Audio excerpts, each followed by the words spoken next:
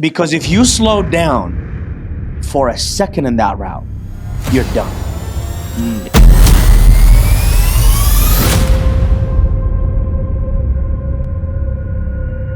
And you never know. Is it somebody broken down or is it the beginning of an ambush? You know, I mean, it just...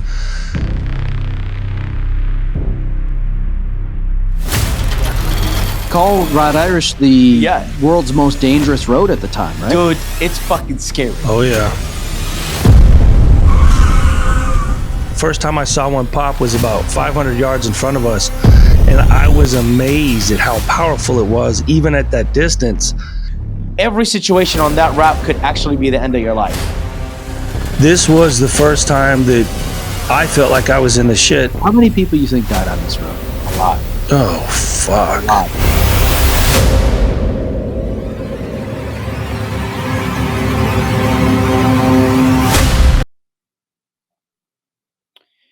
Ladies and gentlemen, welcome to the Black Side Show with episode 11, right? We've been doing this. Today, I brought a very special guest.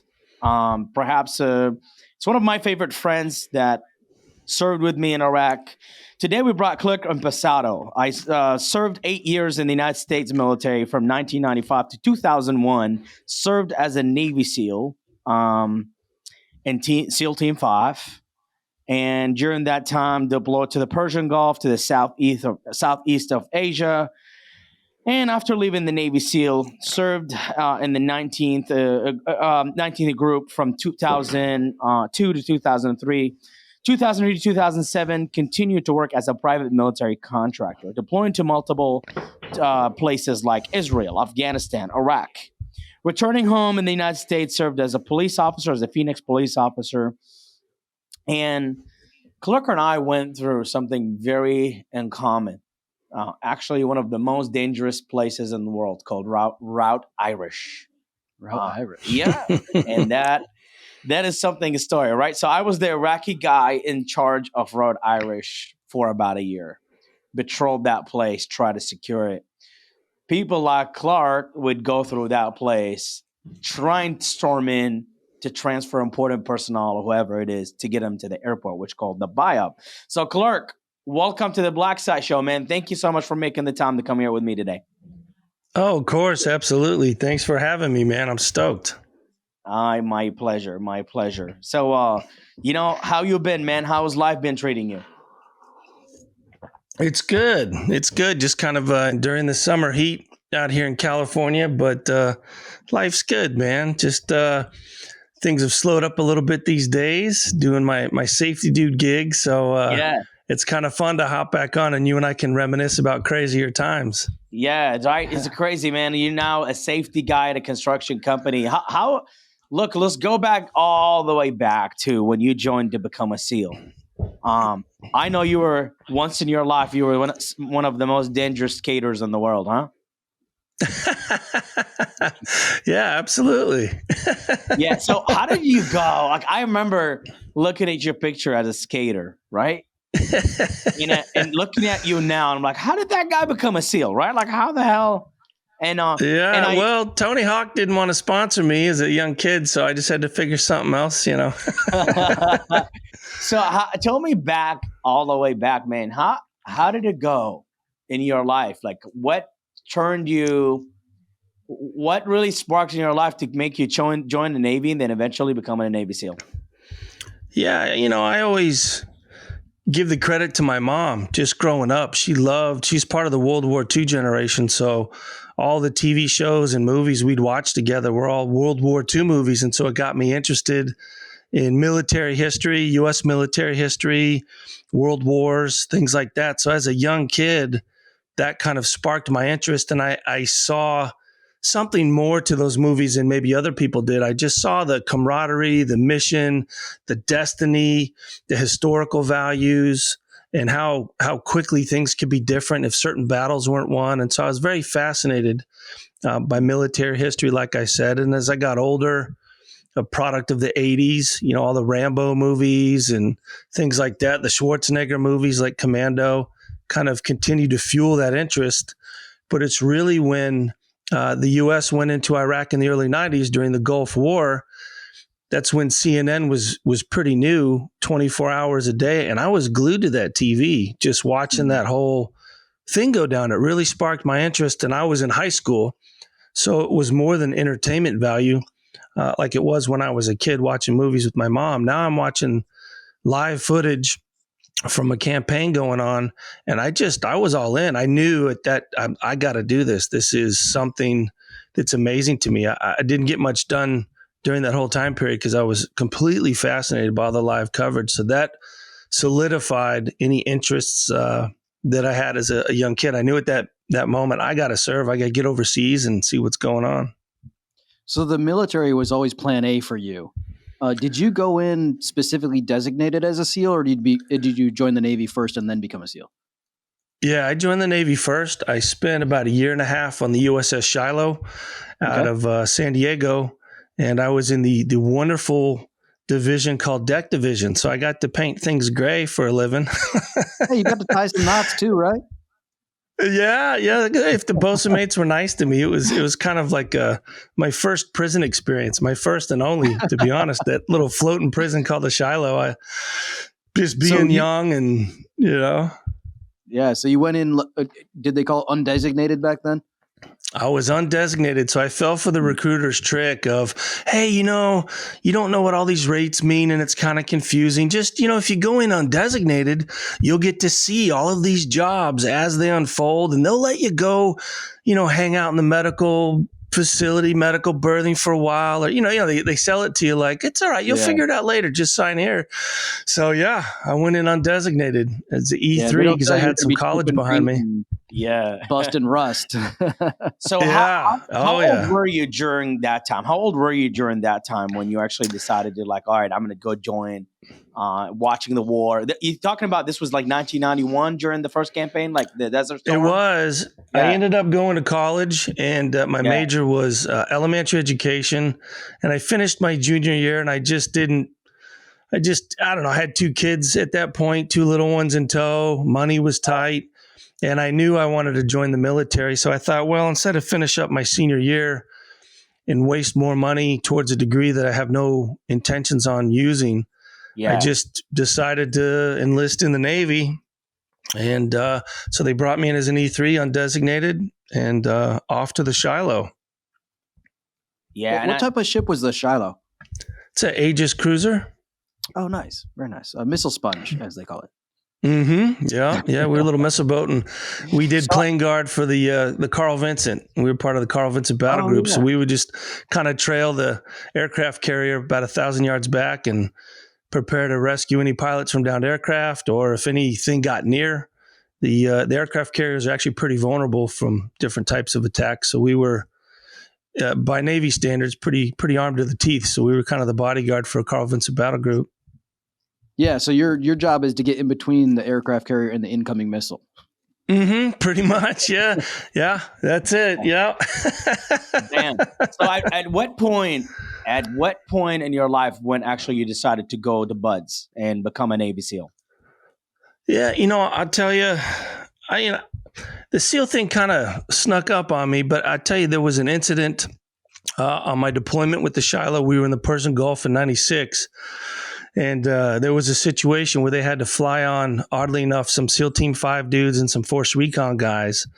And I was just in love. I was like a celebrity stalker. I was peeking out from behind corners and, watching what these dudes do. And I remember having a conversation with one of their guys in the chow line. And I just said, hey, after this deployment, I got my paperwork to go into Buds. Is there any advice you have for me? And he was a really cool dude. He just looked at me and said, hey, little man, if I can do it, you can do it. It's that easy. Nice. And he kind of made it human to me. So I think that first interaction really pumped me up, but also made me believe that I could do it. Because these guys, in the regular military, you kind of get treated like shit depending on your rank and what job you have. Obviously, as an E3 and Deck Division, I didn't have much cultural currency on that ship. I was, lower than whale shit. And so to be treated with respect by these guys that all the regular Navy guys feared, they just, would get out of their way and stuff as they walked around. Mm-hmm. And I thought, man, this badass dude's been nicer to me in 30 seconds than half of the ship has been the whole year and a half I've been here. You know, it really kind of showed me an insight to how awesome special operations is, as far as guys are comfortable in their own skin. They don't have to hide behind rank and things like that. It just showed me a different side to things. And so that really motivated me. I thought, damn, man, if all team guys are this cool, I think I'm going to be a lot happier over there. And so when I got off that deployment, it did. Yeah. Because, you know, American people or people around the world or even regular military folks, they look at special operations guys like they're superheroes or something, and they're not. They're just people. And that guy humanized it. And just his simple little words, I've paid forward many times to people that have asked me questions about it. I tell them the same thing. If I can do it, you can do it. I'm just a little hillbilly from Colorado. Didn't grow up special. My dad wasn't some legend in special operations. I didn't have any keys to the castle. Just a little hillbilly dude that showed up and got lucky and made it. Yeah, I remember the first time I ever saw a Navy SEAL in person. I was stationed in Norfolk, and I saw this guy coming down, biggest dude I ever saw. And I saw his rack first, and this thing was freaking massive. I'm like, who is this guy? And I saw the trident, like the sun was like gleaming off of it. I was like, this is like God himself. Yeah. It's I think the first SEAL I saw was probably in boot camp when they, probably your first day and they're processing you, and we were sitting in a classroom and this big dude shows up. Same thing, just larger than life dude, blue t-shirt. He had the tan UDT shorts on that were like half unbuttoned. And he had the jungle boots with the dive socks rolled over him. And he just said, how many of you want to be SEALs? And he goes, never mind. Doesn't matter. None of you are going to make it. And he just walked out. I was like, holy shit. All right. Wow. Cool. So you go from your ship duties, and then so you had orders to BUDS, right? Mm-hmm. Yeah. As soon as I came off that deployment, I reported to BUDS July of 97. So did you get through BUDS without any injuries? I did. I got real lucky. I started with 215 and I ended with 215.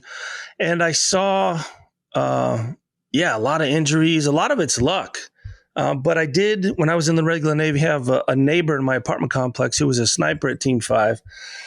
And so he gave me a lot of pro tips. And one of them was, in BUDS, you have to be a little bit of a pro wrestler. You always have to pretend to be given 100%, but you don't always give 100%, because guys that do, they're going to blow a hamstring, break an ankle. And I saw that. I saw guys, we have a lot of timed evolutions like obstacle course, 4-mile timed run, 2-mile open ocean swim, things like that.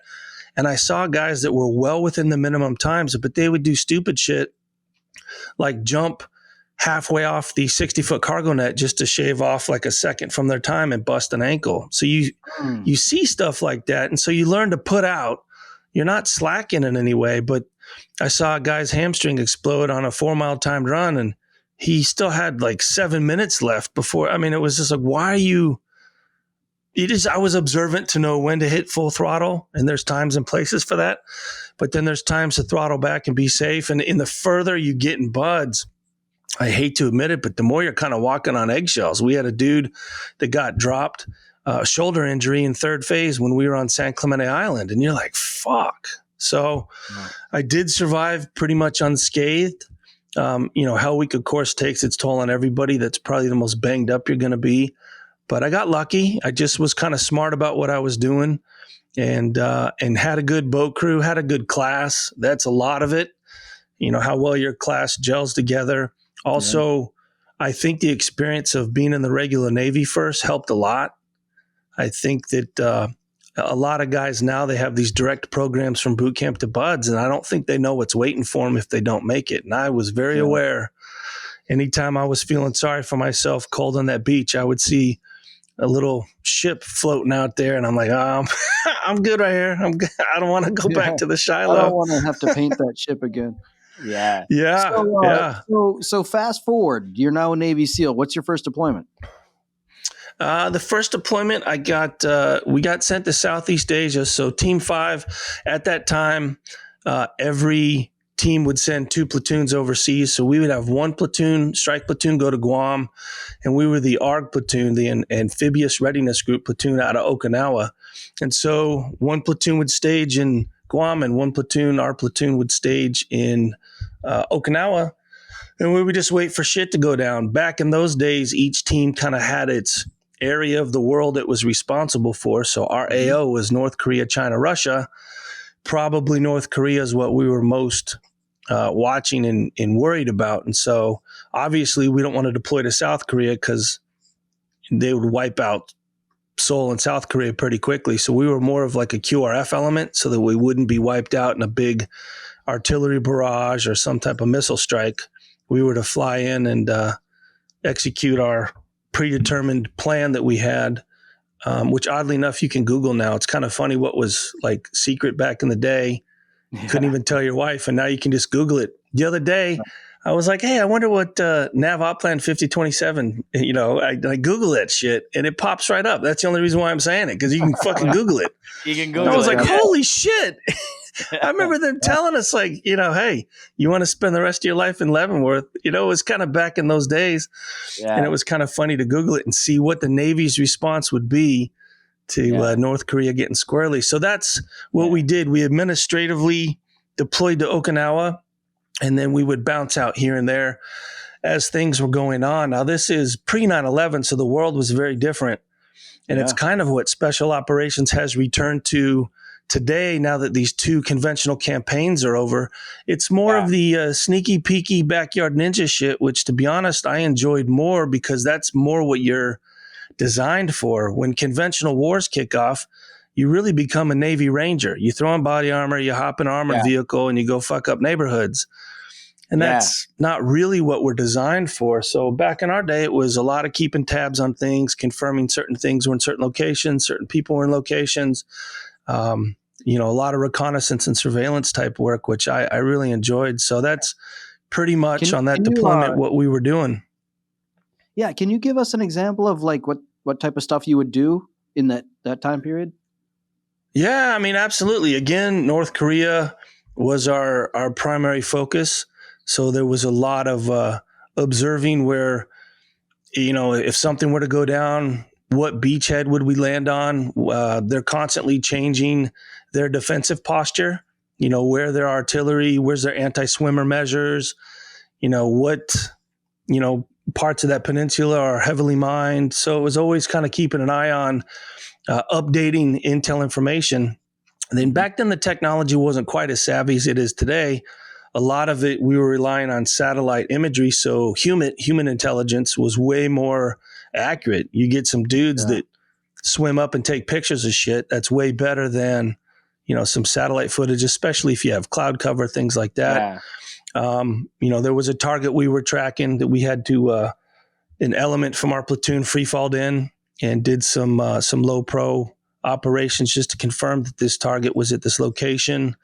We had to confirm that a certain ship was docked up in a certain place. And so it was fun. We went in on our draggers, our little bubbleless rigs, and just confirmed like, yep, it's still there. And we'd pass off that info to our task unit commander out there on the ARG. And so it was kind of cool. It was nothing really to write home about, but it's truly this stuff we're designed to do. And for the time, I thought it was great. It was a little hostage situation that popped off in the Philippines. We weren't primary on that, but we flew in to support another team and some greeny beanie bubbas. And so, for what it was for pre-9/11, I was pretty stoked about it. It was exciting. You were out there working. What was the turnaround for special warfare when 9/11 hit? Like, how did you see 9/11 as a Navy SEAL, as someone who's already been a Navy SEAL?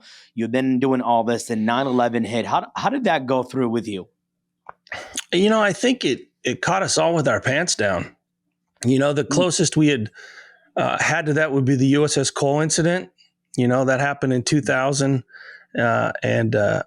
I think everybody was just kind of shocked. The problem is with America and the history of warfare, we're always one war behind. So, for example, when we were trained up, it was all Vietnam-based tactics because that was the last real conflict we had been in. So, and I remember I think it was in 98 or 99, I had to go to this terrorism course in Florida because our AOIC, our assistant officer in charge, couldn't go. So I volunteered to go and I flew out there.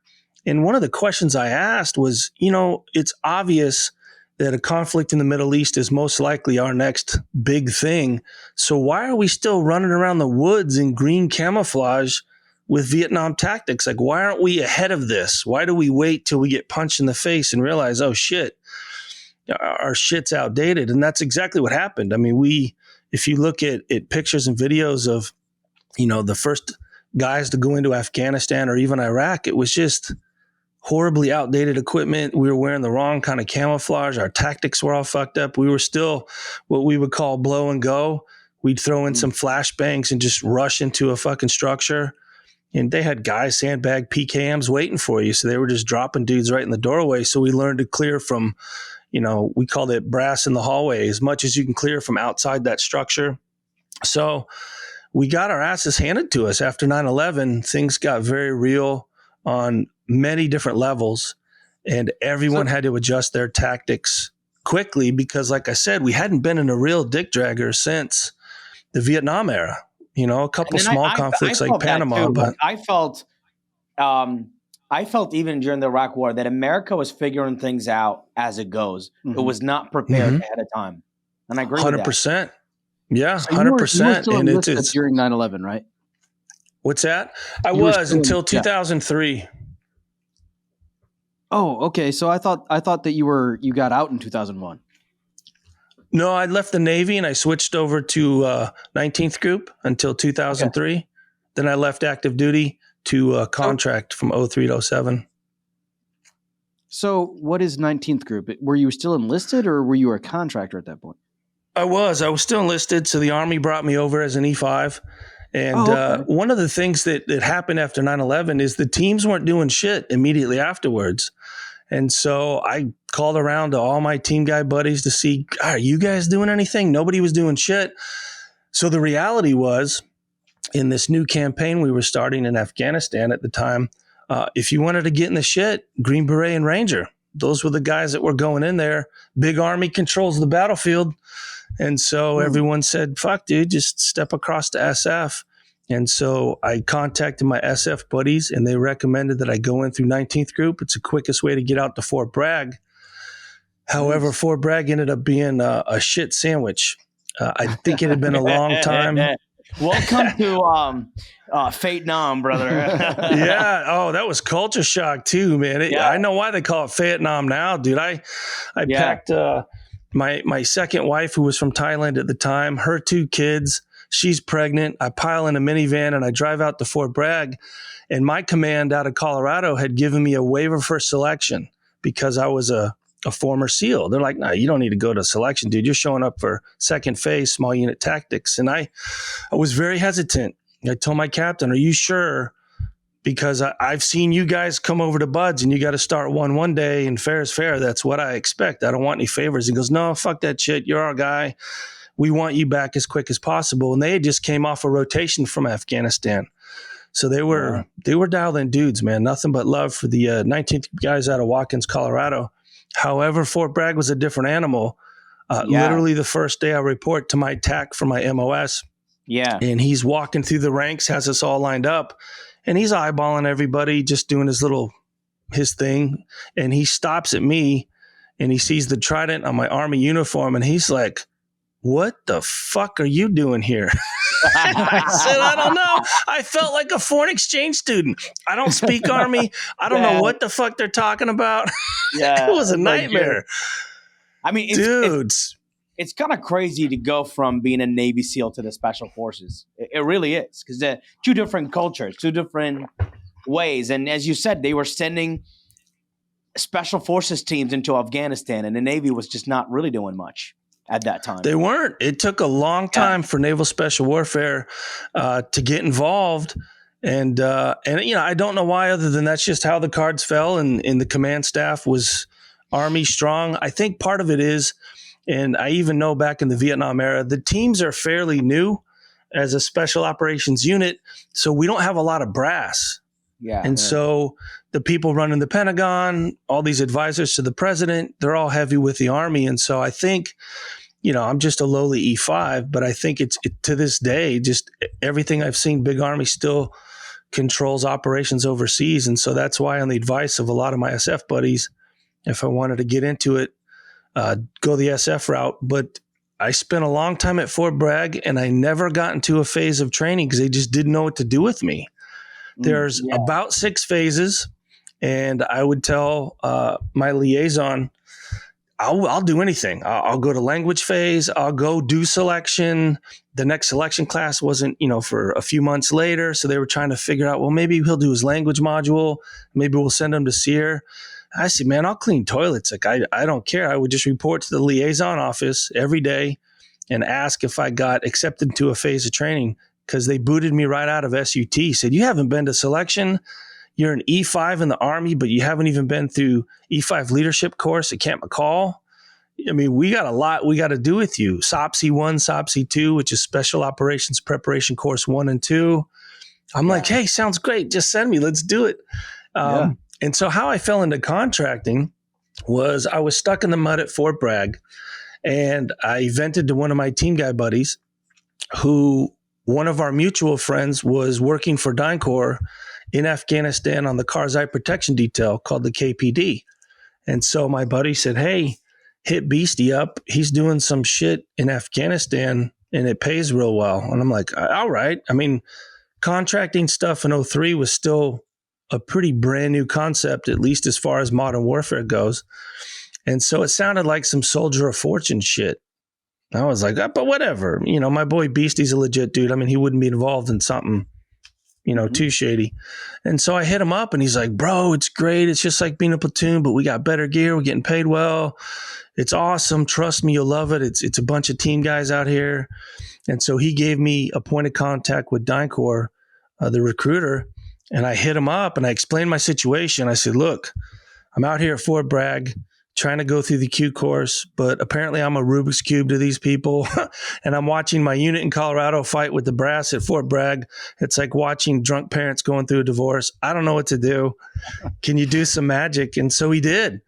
He and a State Department rep contacted my command back in Colorado, and they said, well, if he wants to go do this Soldier of Fortune shit, we'll put him IRR status, inactive reserve status from active duty, and we'll release him to you guys.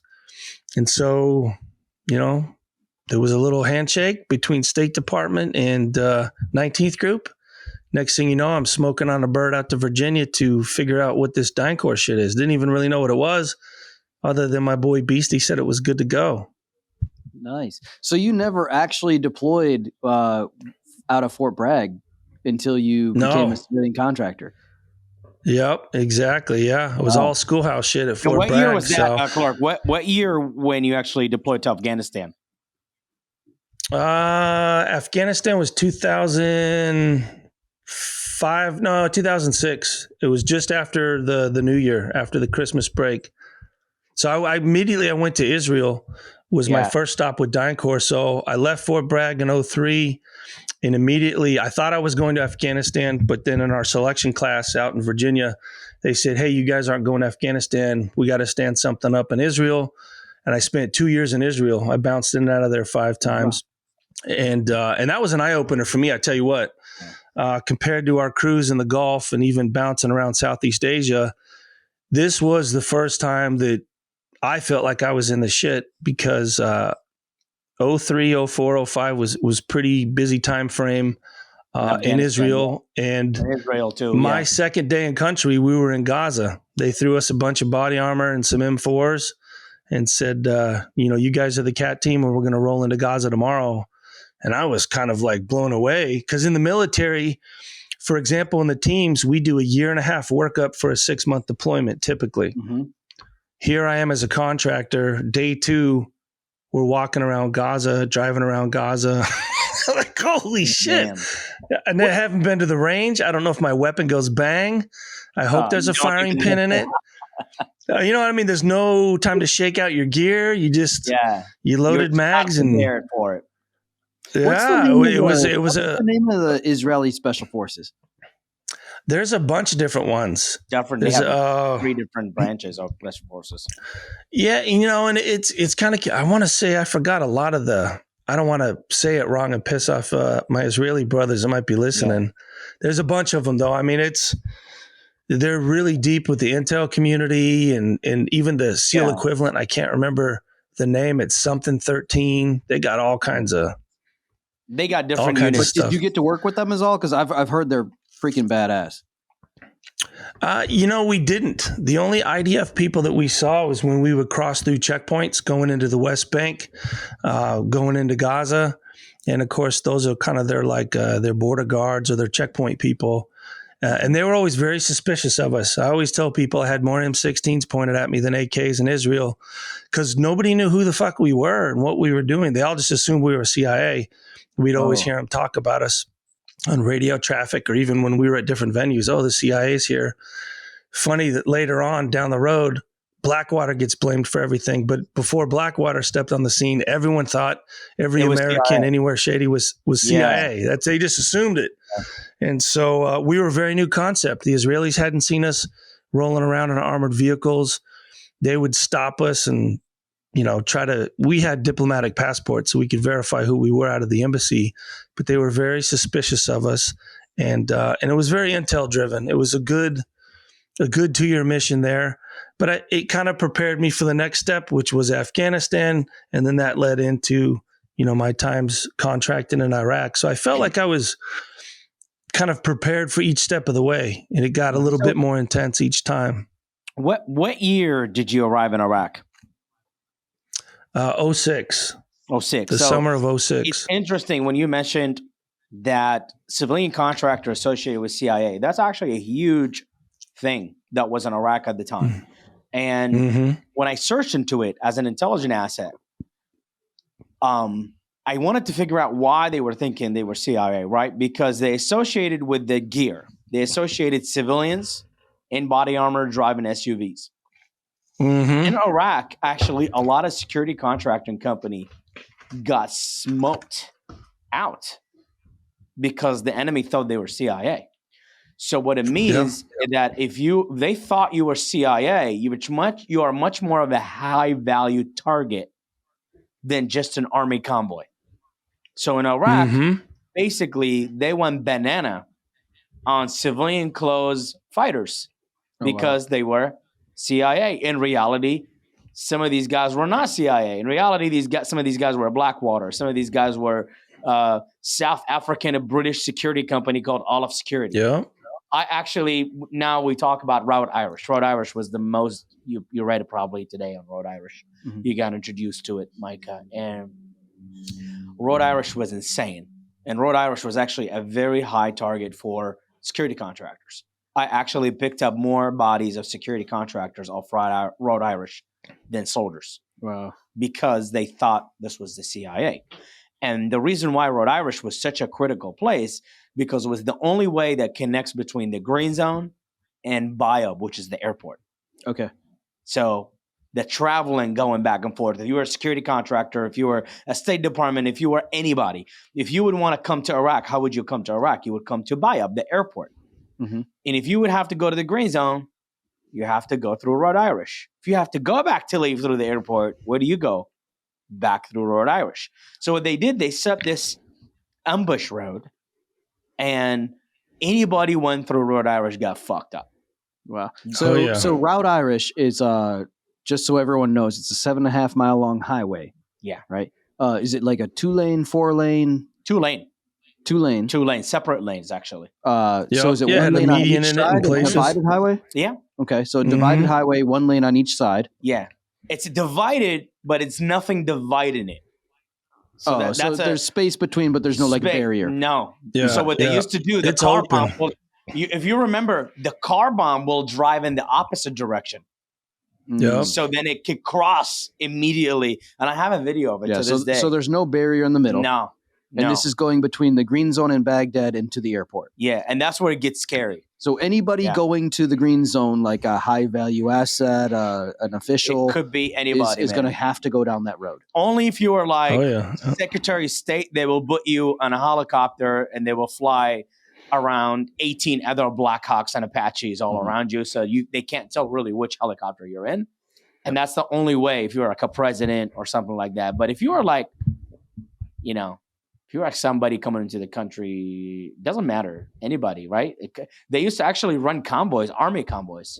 Yeah. That people who are leaving to go on R&R or something, they'll have to get on an army convoy that will take them to, if they can't get a helicopter. And it was hard, you know, there was only so many Blackhawks taken off at the time from the IZ. We call it the IZ halo pad where they fly.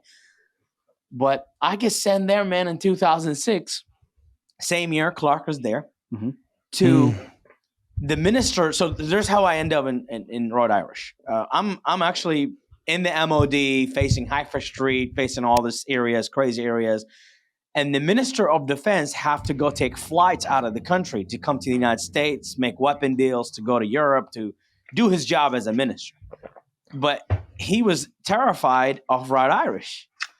Yeah, they call Rhode Irish the world's most dangerous road at the time, right? Dude, it's fucking scary. Oh, yeah. Like the car bombs that I saw in there were not regular car bombs. They were scary shit. And the car bombs will be driving in the opposite direction. And it will look around unless somebody can make a phone call and tell them, hey, look, you got a convoy. Convoys were just going, right? But what they look for is civilian contractors. And because, as a Clark said, they think it's the CIA. So you'd be driving along and this car would just veer towards you and explode. It could hit you. They could actually, you know what? It could be a car bomb, could be an ID. Believe it or not, they engaged in firefights, firefight. Wow. It's a trait. What they typically try to do is disable one of the vehicles because then they knew we'd have to stop and do a downed vehicle where we pull people out and stuff. So roadsides were real common. The big threat that was scary was the car bombs for sure. That was most impact. The first time I saw one pop was about 500 yards in front of us. And I was amazed at how powerful it was, even at that distance. But they got real savvy with these roadside bombs. So they would try to take out lead vehicle, some vehicle in the middle, because they know you're not going to just take off. You're going to have your little drill where you evac people out, wounded and dead. And then the small arms fire would start. And there's so many videos of that, of just guys getting gunned down and things like that. So they knew, you know, that little highway of death, the explosives are what going to jack you up. But then they had all kinds of, we call them SAF attacks, small arms fire, all kinds of little SAF positions. And the checkpoint, I remember that checkpoint. So there's a checkpoint in the end of the green zone. You come out and that's Rhode Irish right there. You take off. That's 7 months. And you look at it, but like it's 7 miles. I just got to shoot through it, right? The obstacles that will face you during that 7 miles are scary. Truly. Like it's almost like someone telling you, look, it's only a mile. Can you run this mile, right? Yeah. No. Fuck. And the one thing I will never forget, as an Iraqi soldier standing, the convoys goes by you. They're about to take off into the den of killers. And the looks is what I used to love, looking at the people's face as they're leaving the checkpoint. So imagine that's the last point for you. You're safe. Once you come out, once you don't see my face anymore, you are about to enter this shit. Yeah. So what I used to do is once they come out, I start hearing them loading the guns, right? They start loading the guns. I look at the faces and I still remember, I look at the faces, and here's the truth part. When I was working as an intelligence asset, the true CIA guys never left the wire looking that way. Oh, wow. How's that for you? Yeah. The true CIA guys actually went extremely low profile. They put on Iraqi clothes. They rode Iraqi vehicles very fucked up, and they didn't look anything like an American. And the reason why, because one of the intelligence collection team that I was working for was actually a bio. So they would travel through Rhode Irish to come talk to me. They were not in the green zone. And when they used to come, I'm like, what the fuck? They'll come out wearing Iraqi dishjashas, Iraqi clothes. So they're trying to go like as incognito as possible. Like riding freaking Iraqi, banged up Iraqi cars. And I was looking, I'm like, what the hell? What was that? They don't look like anything like cowboy. Yeah, they're trying to blend in. They blend in. Smart. 110. Yeah, 110. Like if they drove by you, unless you remove the woman freaking head cover she was wearing, the hijab, then you would know that's a blonde hair American. Oh wow. They were like low. The guys that really got hammered were actually getting attacked were the contractors.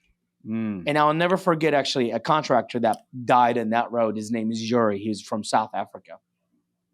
He worked for Olive Security. I don't know if you remember Olive Security, Clark. Yeah. Olive Security. So it's a British company that hires South Africans, some British, former military British guys. And these guys had it wrong, man. Had it wrong. They rode in non-armored vehicles.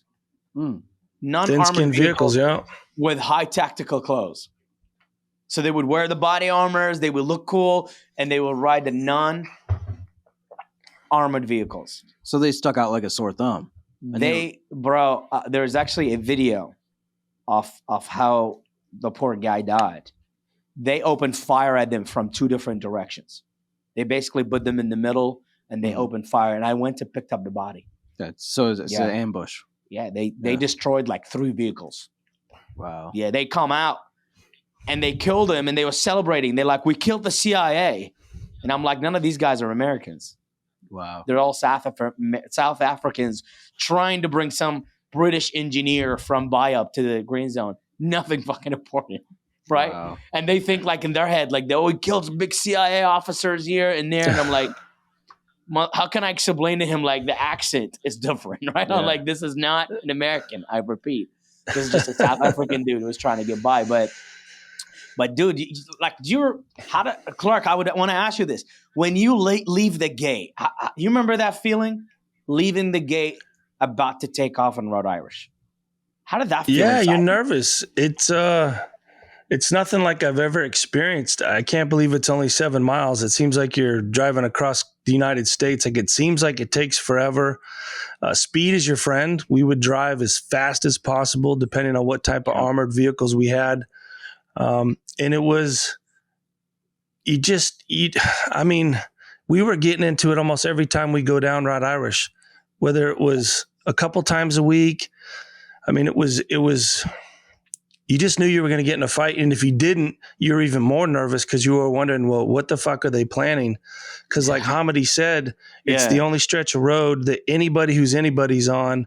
And the more high profile the vehicle, the more they want to hit you. We started out with armored Suburbans, level 4 Suburbans. And then we got these Kestrels that were actually Ford F-550 chassis, specially built in South Africa. And it was this big gray, super tactical vehicle that it looks like the Incredible Hulk would want to drive around. And we thought, oh, this is badass. These vehicles are great. And it was worse because then the guys knew like, oh, these guys are even more important than the guys driving the other cars. You know what I mean? We made ourselves more high profile and got hit more in those things. So it was that balance. For sure, the agency people were smart to just try to blend in with stolen taxi cabs or whatever they were doing with indigenous garb. We were the idiots just driving around with these big elephant-looking vehicles that are just your shit magnets at that point. So every time we went out the gates with the Kestrels, we got hit. And to describe what the feeling that Hamidi's talking about, it was just, we called it the chicken run. Speed your friend, hit the gas pedal, hope nothing happens. Car bombs were a big threat, so we did a lot of vehicle interdiction. I could have been the biggest like diaper seller in that checkpoint. I could have handed you every person leaving that checkpoint. I could have handed him a diaper, but like, hey, a diaper for $5. Who do you take? You shit yourself. And dude, it was like honestly the looks, right? Yeah. And the looks, and honestly, the one thing I will never forget, how because of the situation and that route, how the contractor became extremely violent, like the tension. You can have an innocent, for sure. You can have a taxi cab just not being fucking intention, right? Coming towards you, and the ideas you shoot it up. You shoot it up. Yeah. It was such a tension that really the shit was real, man. That route was insane. And as Clark said, speed. I mean, I still remember to this day when they get out of that gate, how they take off. Holy shit, right? Like that takeoff is like run, and it just boom, everybody start running, right? Wow. And the driving is just extremely like It's very fast, aggressive for flying, sure. Yeah. Because if you slow down for a second in that route, you're done. If you slow down and you're going slow, and sometimes traffic, people break down, every situation on that route could actually be the end of your life. Wow. Yeah. And you Clark, never know. Is it somebody broken down, or is it the beginning of an ambush? You know, I mean, it's just horrible stories. What was your actual mission when you were there, Clark, on that route? So it was a training mission. At that time, I was with a different company. I wasn't with DynCo anymore. And we were working for DOD, Department of Defense. And our mission was we were creating and training an Iraqi Tier 1 unit called ERU, Emergency Response Unit. And it was there was a lot of eyes on us. The Prime Minister, Maliki, I don't know how to say his name properly, but that's what we call him. Nur al-Maliki. He would come visit all the time. He was very proud of this new unit we were creating. So we created it just after our Tier 1 groups. We had 3 squadrons, Alpha, Bravo, and Charlie. We trained them up. We went in the field with them as mentors. At times we were blocking force, pulling security for them while they were hitting their targets. We were in charge of transporting recruits from different recruiting stations out in red zones. We'd have to report to the Minister of Interior. So it was a lot of not just training and executing, but there was a lot of administrative tasks. We'd have to keep these guys supplied with arms. So we'd have to have motorcades going out and, getting AKs and ammunition for these poor cats we were training up. Wow. And it was a lot of time on Route Irish because of these different meetings and picking up the Prime Minister, all kinds of stuff. And so Route Irish was really our lifeline to get all the assets we needed in place. Yeah. You got air and you got the ground. And that's all you got. I mean, if you don't go by air, you're going by ground. And one thing that got me from Route Irish, it was like June of 2006. And I'm the command sergeant major there, and I'm sitting on my unit, and my brigade commander comes in. And he goes, "Hey, I got something for you." And I was like, "What's going on?" He goes, "The minister is arriving back in Bayab tomorrow. For some reason, there's no American helicopters. American helicopters were too busy. They didn't have any American Blackhawks that can take them. And the Iraqi military at the time didn't have any helicopters. So we're like, okay, so what's the deal?" And he said he's too scared to come out of the Bayab. He's smart.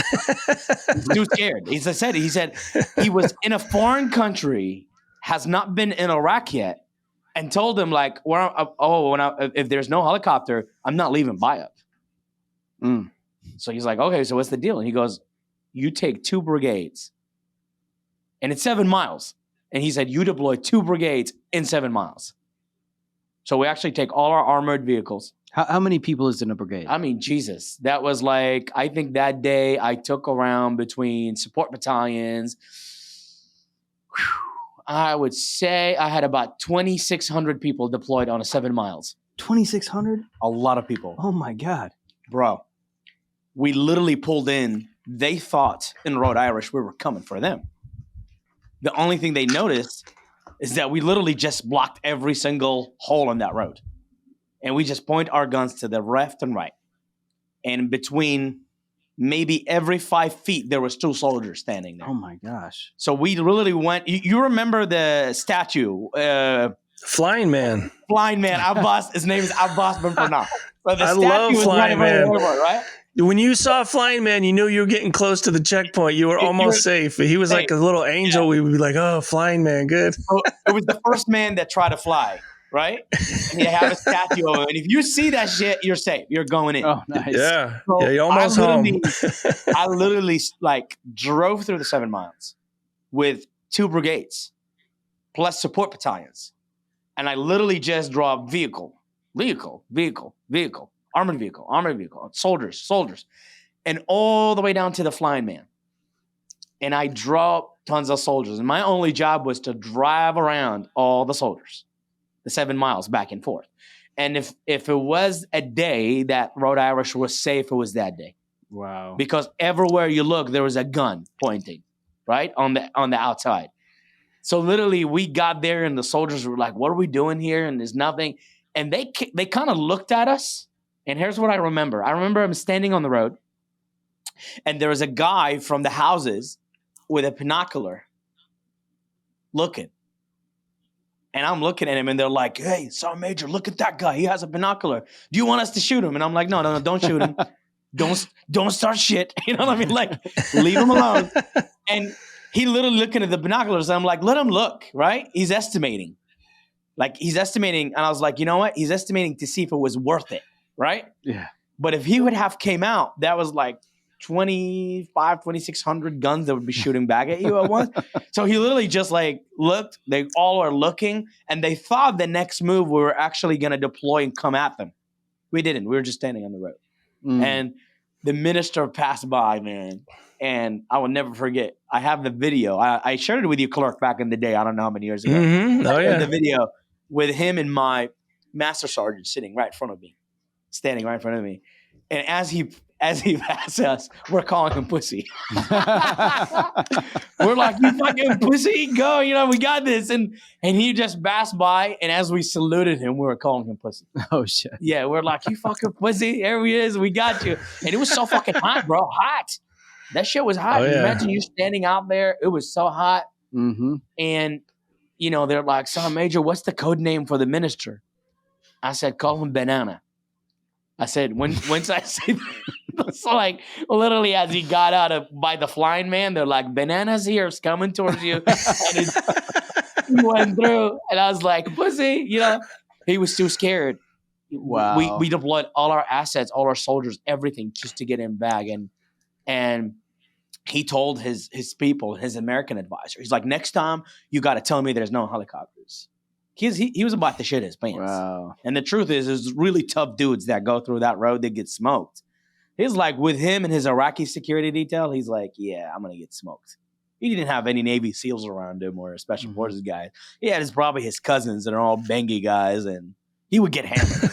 Wow. So he goes like, deploy all the brigades. And like, we deployed every single fucking person in that road. Like, we deployed everything, man. Wow. Everything. Everything we got. Even the people at the chow hall were there. Everybody was like, trying to get him by. But yeah, Road Irishman was no joke. I mean, yeah, Clark, while you were there, did you ever get hit really hard, and did you have any casualties? No casualties. Luckily our equipment never failed us. I'd say the worst time we got hit that I can remember was we got hit by a roadside. I was riding the lead hatch, so I was the gunner in the lead vehicle. And we still didn't have like barricaded up guns like the Army. They started bulletproofing the turret gunners, the hatch gunners and stuff. And we were still just out there flapping. Our lead truck and follow truck had this steel thing with a handle you could pull back, and then you could stand up in it. And so you were very exposed. So you were kind of this gopher that would pop in and out of the hatch. And I remember there was some threat that I was looking at. We were going down Routh Irish towards the green zone. And for whatever reason, I decided to come out of the hatch back into the vehicle to talk to J-Lo, my buddy who was driving. And as soon as I ducked in that hatch, a roadside hit us as we're driving from our left side. And it was enormous, but luckily it was mistimed. So I don't know if they were trying to take out lead vehicle, or I think we had 3 cars and then the follow car. So a total of 5. And we're actually transporting students in what we call our ice cream trucks. They're these big white trucks, which again, that's a big target, right? They're like, well, there's something valuable in those 3 ice cream trucks. And so I duck down, roadside goes off, and I was like, holy shit. And then right then, one of the drivers from the ice cream trucks, who was a SF dude, passed over the comms that he's taking fire. So we started taking small arms from the right side, which is very normal. They usually have an explosive either to disable or distract you from one side, and then they light you up from the other side, typical ambush warfare.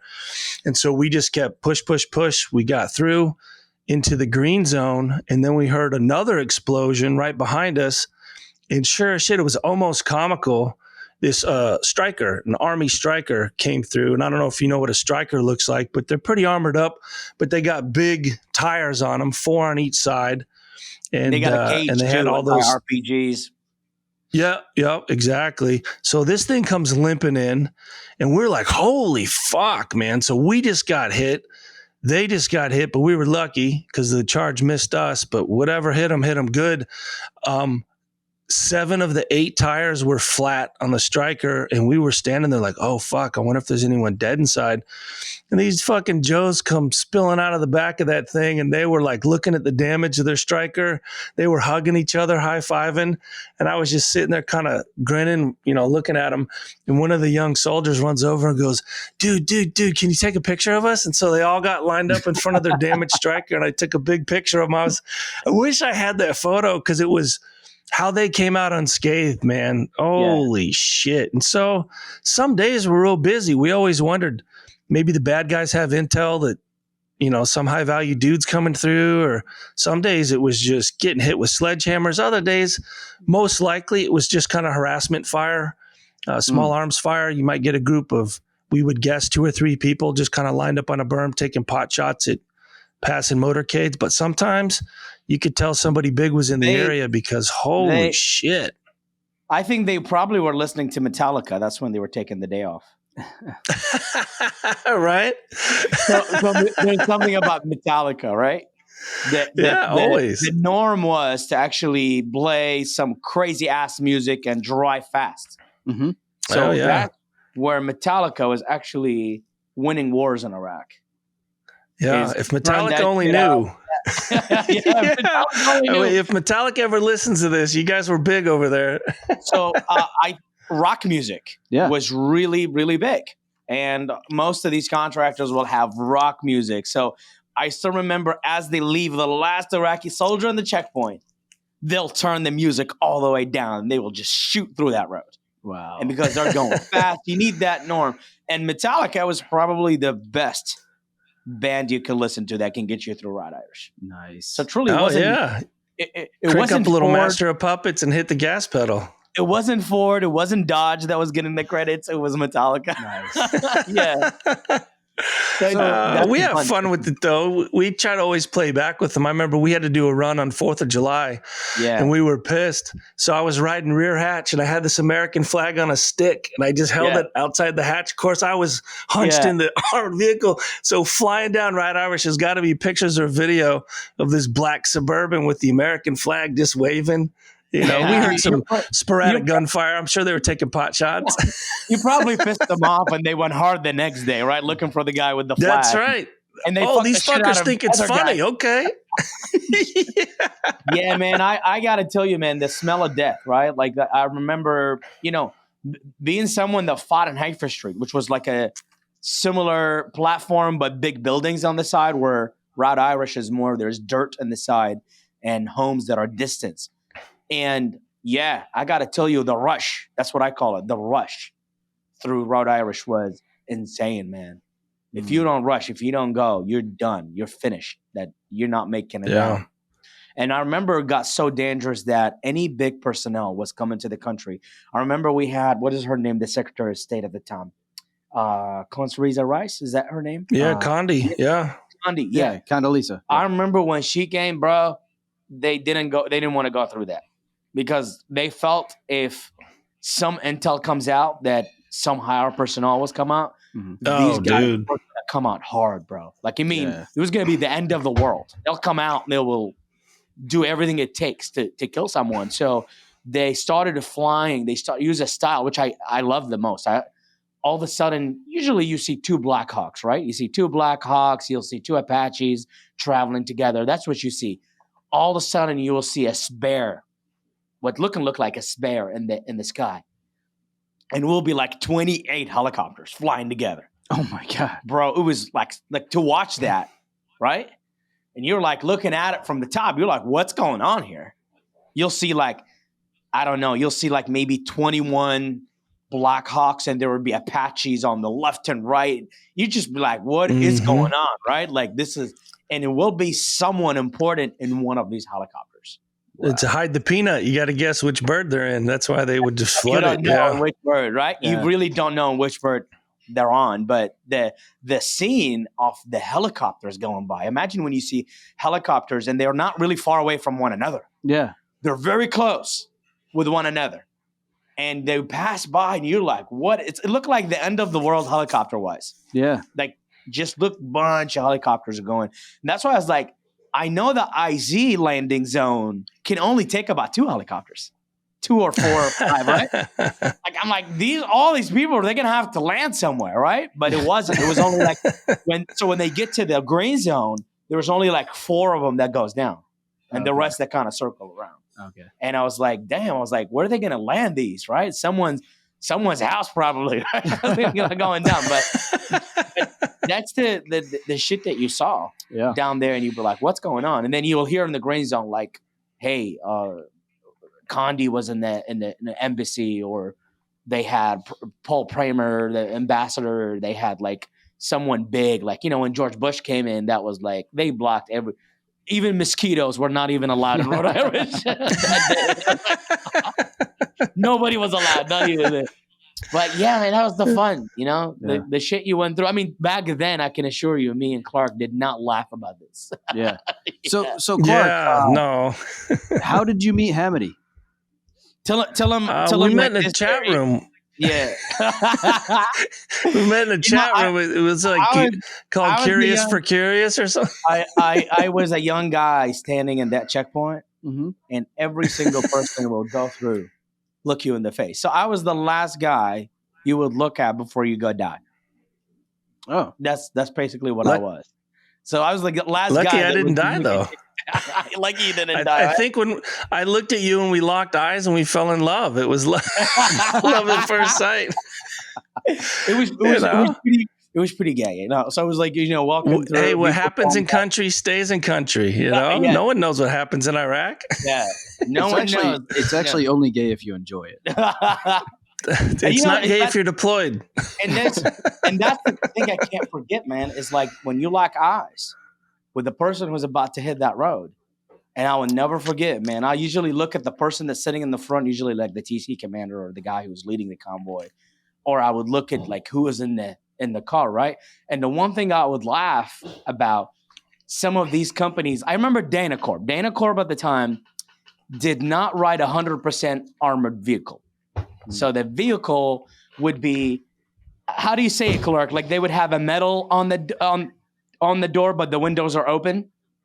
Mm-hmm. So like they're half-ass armored. They're not fully armored, professionally armored. And they'll be transferring like maybe some British engineer or some guy who's like doing civilian stuff, right? Like, but they have to guarantee his life, right? They have to kind of bring him and protect him. And I remember the guy would be sitting in the middle with 2 guys with guns to the side in the back seat. You were a meat shield. That was it. Yeah. And I was like the greeter. Oh, man. I was like the guy. When I see the guy in the middle, I would not talk. I used to fuck with them. Like not the guards, the guy, whoever the civilian is. I used to be like, you're about to have fun. Welcome to Rhode Island. And they will just like drive by and they would just go fast. Wow. And I would be like, welcome, you can have fun, watch it. And they would just boom sell through. So like the looks at people every day, man, that was like, damn. Because this person you're looking at, you don't know if you're ever going to see him again. No. Yeah. There's a good chance you won't. And the thing that happened, it was kind of a weird thing in Iraq, was contracting exploded. When I came into contracting in 2003, it was a very small community. DynCorp's requirement at the time was you had to be SEAL, Delta, or SF. That was it.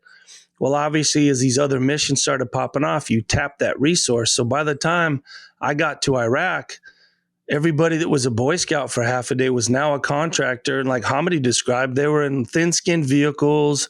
They were just pumping bodies out there. And so you learned as a contractor, you had to stay with certain gigs. And that's why when I was going to Iraq, I made sure I was in a DOD gig. The 2 project managers were very well-known, famous and retired SEAL Team 6 dudes. One of them, Dennis Chalker, was my command master chief at Buds. So it was awesome to reconnect with him there. So you had to be careful what you said yes to, because like Hamidi described, there's some ragtag shit going on and you're going to die for some dude who's an engineer, whatever, you know what I mean? So there was a lot of, Iraq was flooded with, there was one dude, he was called Heavy Metal Mercenary, and he got whacked at a checkpoint in Iraq. And he was like a Dog the Bounty Hunter type dude. We'd see this guy at the chow hall, like, who the fuck is this guy? Like, it was kind of a clown show. Yeah. Yeah. And it doesn't matter who you were, how strong you were, bro, how tough. That shit was bigger than anybody. Truly. How many people you think died on this road? A lot. Oh, fuck. A lot, man. And a lot of people died, didn't know the norm. Yeah. And that's the one thing. The people that died in Rhode Irish didn't know how to survive in Rhode Irish. And it's like a skill set. Yeah. If I would travel in Rhode Irish, unless I'm deploying 2 brigades, I can go out there. If I'm not, I am totally going low profile. I'll probably take one guy with me. And we'll write some banged up Iraqi vehicle, which is what the agency guys used to do. And that's the one thing is that when I had this intelligent collection team, it was a female with all her team guys. They'll come in from BIUP. So they were not from the green zone. They don't have any location there. They'll come from BIUP and they'll travel through. So I was like, how are you doing this? And one day when they pulled in, it was all banged up Iraqi vehicles, Iraqi tags, non-armored. It looked so shitty to a point they would never think this is an American in that car. Wow. Yeah. And they Smart. They were dressed so low, like unless, and in Rhode Irish, they're not really close to the cars where they can look inside of them. They're only look at the elephant looking car, brand new, going fast. No, these guys were probably driving 40 miles an hour. Wow. Going by, just going through, no one even. And when they get to the checkpoint, they'll probably get yelled at because they think they're Iraqis. And then they pull, if you remember, they'll pull the black ID card. Yeah. There was a black. So at that time, there was DOD badges, Department of Defense. So anybody comes in with a DOD badge, we let them through or go a separate lane. It means we don't stop them, we don't search them, we don't do shit. We just go like, all right, sail through, right? And usually because we can see those contractors, they're driving in these nice vehicles. These guys don't come that way. So what we think they're like locals and they're not allowed to go through that line. And they'll shock you. They'll come through the DOD line. And then as they get close, you see like, oh shit, it's a white girl. Oh man. And they'll pull the black badges. And we were ordered on all through checkpoints. Anybody comes with a black badge, we do not ask questions. We do not stop them. We don't fuck with them. We just don't even look at them. Wow. Sometimes, believe it or not, they'll be transferring detainees in these low-profile vehicles. Wow. Yeah. They'll drive, and I still remember, they'll drive by me, and they'll have some fucking Iraqi dude with a black bag in his head in the middle of a banged up Iraqi vehicle. And I'm like, what the fuck? I was like, damn, like that looks, yeah. And they'll have somebody really covered up, chained up in a fucking vehicle, and they'll just drive inside. So he looks like this guy. Oh, look like this guy, literally. Wow. And they wouldn't fucking bother to give him a uniform. They'll be like some dude and it just covered his face. Wow. And you'll see them like covered his face. They're zip tied to the back. And they just drive him by, right? And they just drive by and you look at him, you're like, who's this motherfucker? Like, dang. And they drive him back and they go to a compound behind the embassy. That was an agency kind of thing. So back to my original question. Yeah. Like, how many people died on this road? A lot, bro. Like hundreds, thousands? I mean, if you count Americans and other nationalities, a lot, man. I'm telling you, all of security, British company that didn't understand the norm gave so many guys. And because they didn't know the norm, they were... Had to be thousands upon thousands, man. And don't forget... Plenty. Well, you said it earlier, Hamidi, too. Yeah. We were all so scared of car bombs. We were all shooting up. We had a 100-meter threat bubble, and if anybody got inside that, they were toast. That was just the policy at that time. And we had big banners written in Arabic, stay 100 meters back, da-da-da, you'll be shot, all this stuff. But, people are frustrated. People aren't paying attention. Then you got all these Americans, all these motorcades. It's kind of like Road Warrior, Mad Max shit. Nobody knew who anybody was. And so any car we had a protocol that we would use to escalate the use of force. But I tell you, there was a lot of vehicle interdictions, what we called it, a lot of windshield time. And so that's a good point. Not just contractors and military people that were dead, but how many Iraqis? Mistaken identity. Just either they had their windows up, Think about people get stuck in the middle of the shit show. Yeah. So all these Iraqis who are going by, driving by, if a firefight hits in, you're still driving by. Yeah. So you'll be driving and a PKC bullet blows your head or a 50 caliber bullet just go through your face. It just really, the casualties when shit shows like that hit, it's a lot. I still have a video. It's in my documentary, actually.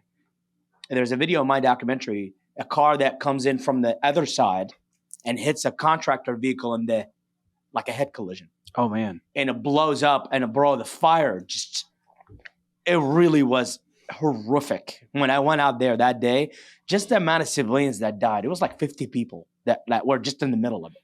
God. Had nothing to do with it. During the whole conflict, there had to be the rules of engagement thousands. At the time, you didn't necessarily, so say you're on this road, you didn't necessarily have to see a weapon if the person was within a distance of you. 100 meters. 100-meter threat bubble. You could engage them. Yeah. Yep.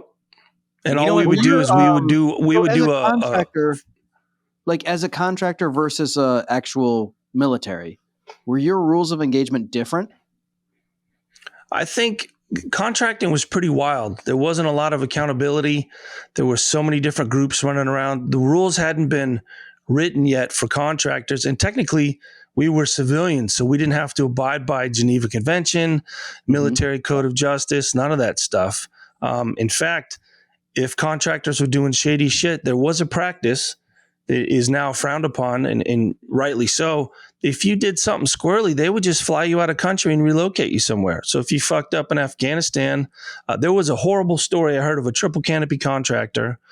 Again, this is when it was flooded with yahoos that hadn't got a kill yet. And so on the way to the BIOP, he had his motorcade pull over. He was a team leader, and he waited for a car to drive by and just lit it up and then flew out. He ended up eventually, they snitched on him, and he ended up doing some hard time for it, which was good. But that was kind of the current state of affairs. Now, having said that, I was lucky to come in early on and be a part of the legit contracting community, that we had standards, we had rules, but we were not part of that riffraff that just flooded into Iraq specifically, because they found this precious little tool called contractors.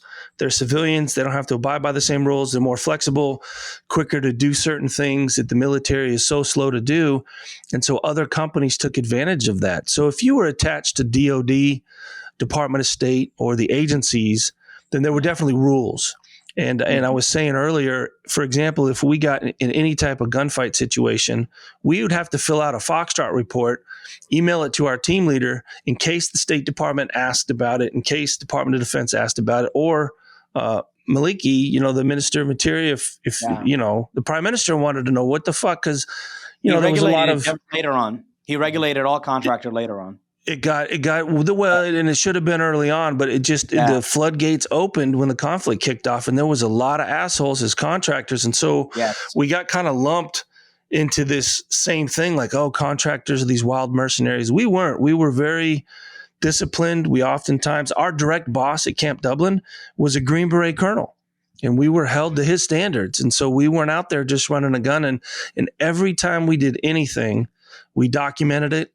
And we had a paper trail, and that way, if someone came asking, because Route Irish was so hectic and crazy, it was hard to keep track of, any types of troops in contact, contractors, agency folks. It was really the Wild West. And so we did our best to protect ourselves, because we knew contractors were starting to get a bad name for themselves with the Iraqi people, with the Iraqi government, with the U.S. government. And so it kind of put us in a strange place. Like, well, how do we protect ourselves and not just get thrown to the wolves? Because God forbid if, you get tried by the Iraqi government or thrown in the brig, back in Leavenworth, back stateside, which did happen to some other contractors. I won't really mention the company's name, but they got hemmed up and did some hard time for some shit, Yeah, and that's the scary part.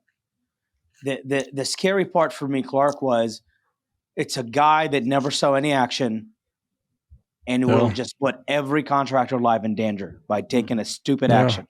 That was a real Isn't that thing. horrible? That was a very scary thing, because a lot of guys trying to prove themselves. Yeah. You got Al-Qaeda, who got a propaganda going on. They got Al-Zawra channel, which is like their propaganda, showing what the Americans are doing to Iraq or whatever. So it takes one guy, one amateur team to commit a problem or to commit a crime or kill civilians or do something that was like they were not attacked, right? They were thinking some taxi driver didn't see them, and then they killed like 60 people. Wow. Because they say, oh, we think we were in a firefight. No, you weren't. And that what fed the enemy propaganda to encourage more Iraqis to attack them. So Big imagine time. if you were a contractor like Clark, you followed the book, you did everything, rules engagement, you cared really about the safety of the person you're transferring, or you cared about the safety of your team, right? Mhm. You're not there to get actions, you're not there to kill people, you're not there to do something to get the attention of something, right? Right. And then someone comes and do that, the Iraqi people or the people attacking you don't know the difference. Mm-hmm. And Yep, that's big time. where it gets scary. Like, Big problem. you Yep. could be, like an example I can't name. You could be a Blackwater guy that did something bad, right? And the next day they're going to say, oh, you know what? They killed these people. Well, we're going to take revenge. The next day they'll actually fuck up the Danacorp guys. Mm-hmm. See, Well, they don't that's know the where difference. Yeah. They don't know the difference. So that's really where the war was really, to me, it was a misunderstanding. And it was no regulation. Yeah. So Prime Minister Noor al-Maliki later on regulated all security contractors, and there was actually a patch they will put on the door that says security contractor. To say like security detail, personal security detail team, whatever, and regulated by the Iraqi government, because there are some other contractors were doing things, leaving the country, and then the soldier, the American soldier, the Iraqi soldier, and the good contractor were paying the price for it. And that's the scary part. I mean, this was big, man, because some contractors did something, the rest of the contractors have to pay for it.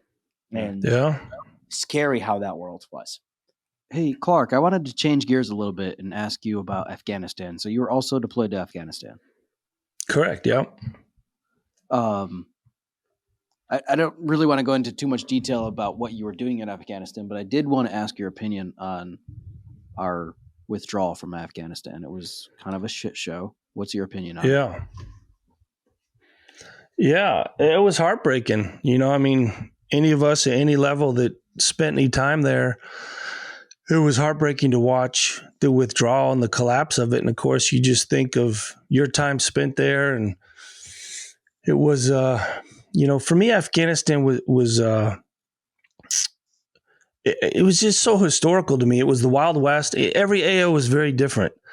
Israel was creepy because we lived in Jerusalem, but then we worked in the West Bank and Gaza. So it was 24/7 danger, just living out in town, cafes blowing up, buses blowing up. We had 3 guys killed in Gaza by a roadside, sending boxes home. So that had its own challenges. My next stop, I was still with DynCorp, went to Afghanistan.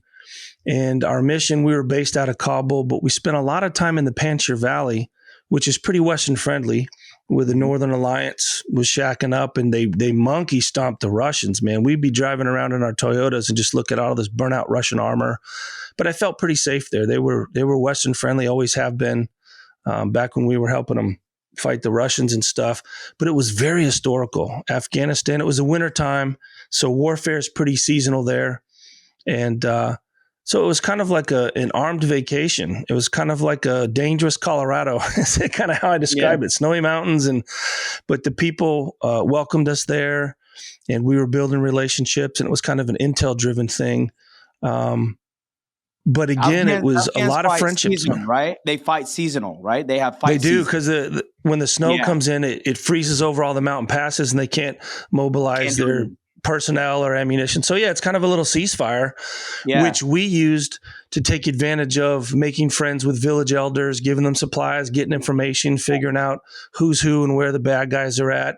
And they were more than happy to help us. The Afghan people, they wanted to be left alone. They didn't like the Taliban coming in there and fucking shit up. They were tough people. I mean, they fought the Soviets for 10 years. They had kind of a civil war for 10 years. Then we were in there, and they knew we were trying to push the Taliban back for the most part. So we were pretty well received, and we developed a lot of relationships.